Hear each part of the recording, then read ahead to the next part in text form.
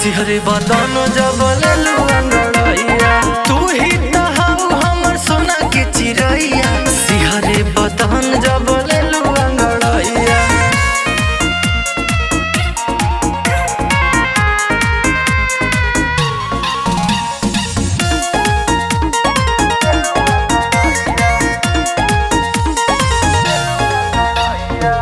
बाड़ू निशाना पे सगरो जमाना के, कर ख्याल तनी अपना दीवाना के।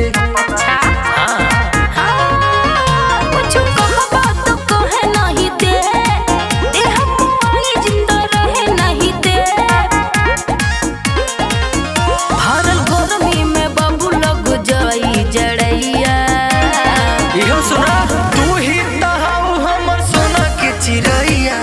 सिहरे बदन जब लेलू अंगड़ैया, तू ही तहाऊ हमर सोना के चिरैया। सिहरे बदन जब लेलू अंगड़ैया।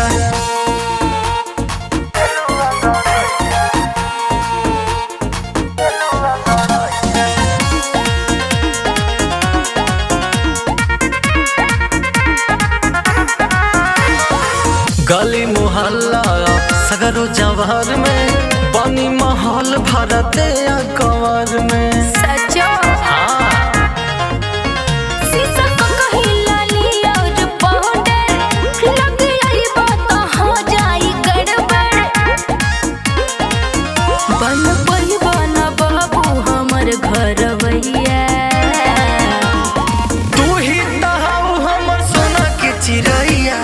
सिहरे बदन जब लेलू अंगड़ैया, तू ही तहाऊ हमर सोना के चिरैया। सिहरे बदन जब ले